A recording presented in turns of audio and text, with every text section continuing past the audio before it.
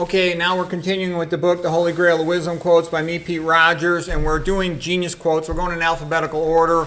Also, just to let you know, I've been very interested in the concept of genius for a long time. Here's another book I wrote called How to Raise IQ and Become a Genius. I've written other books on study skills and whatnot. And again, being a genius is not the same as being a good student. Somebody who learns fast is called a prodigy. A genius is more than that.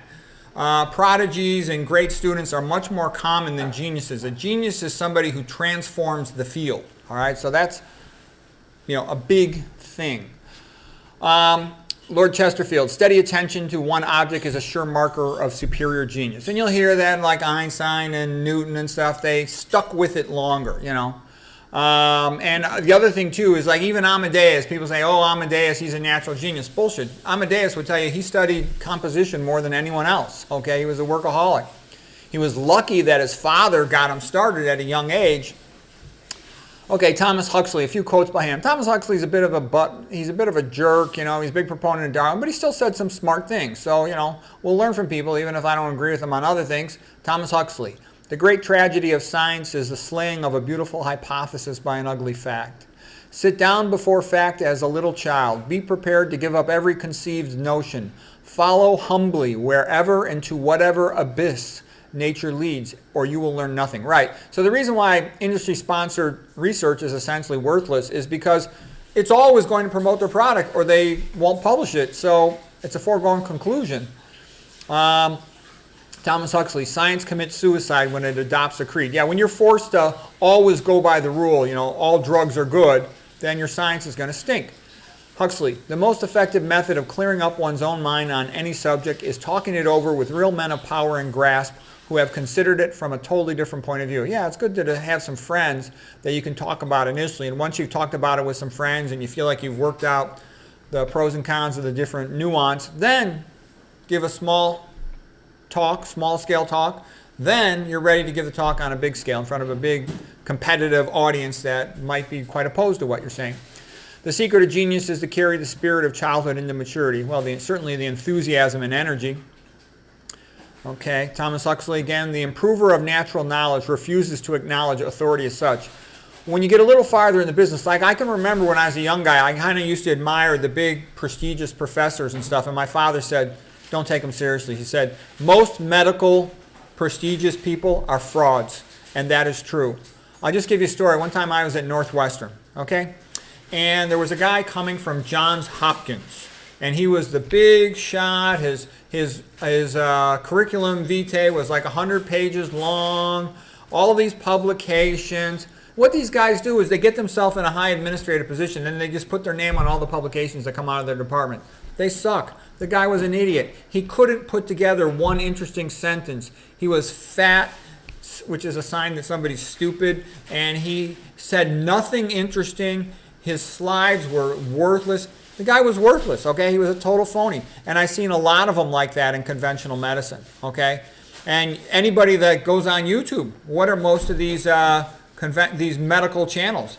They're bullshitters. They're guys who are trying to sell stuff for, these companies, and they're lying to you, okay? And again, like I said, nobody wants to say, oh, you need Christian ethics. But I can tell you, if you don't have Christian ethics, what have you got?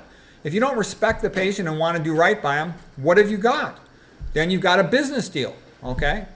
All right.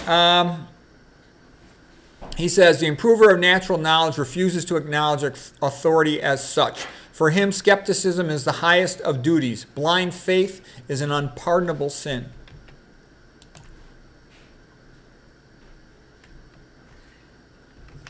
Every great advance in natural knowledge has involved the absolute rejection of authority. You have to be able to do that. Because people sometimes say to me, why are you so cantankerous and argumentative, And McDougall had said something similar too in a recent talk, They showed the slides over there at VegSharks. He said, why do I criticize the medications prescribed by conventional medicine? He says, because if the patient clings to the hope that the pill is going to save them, they'll just keep on eating their cheeseburgers and they'll go for open heart surgery. They have to know that the only real option they have to keep their coronaries open is eat low-fat vegan, okay? Statins are kind of a joke, okay? Yeah, they'll lower your cholesterol, but they won't lower your cardiovascular risk that much, and they'll increase your diabetes risk. So even if your total cholesterol is below 150, it's not the same as getting it down there on diet.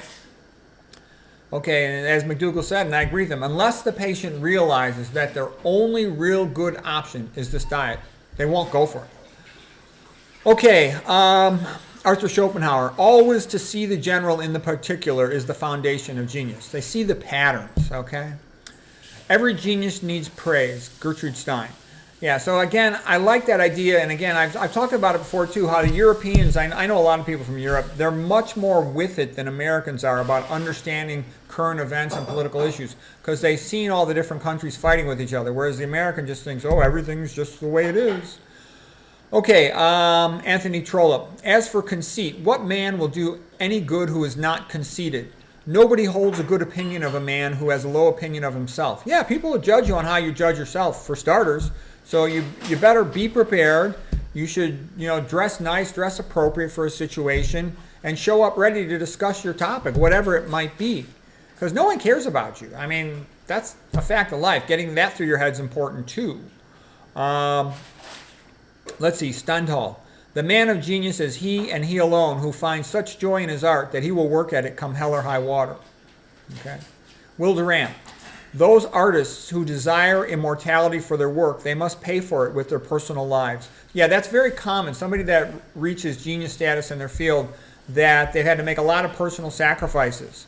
And that might include some bad decisions. They missed out on a chance to have a family or other things like that. So you have to figure out for yourself what's the best way to go. But that's often the case. Look at Newton. He's never married, had no kids. Isaac Newton, smartest guy who ever lived. Okay, Bertrand Russell. Whereas in art, nothing worth doing can be done without genius. In science, even a very moderate capacity can contribute to a supreme achievement. I would say in art, what you have to do is get well trained, and the sooner you start, the better. Go find the best people and train with them. And I've also said in scholarship and academics, the important thing is that you want to go for it long term, and you've got big picture perspective. Because they'll always try to turn you into, a laborer rather than an architect, if you will.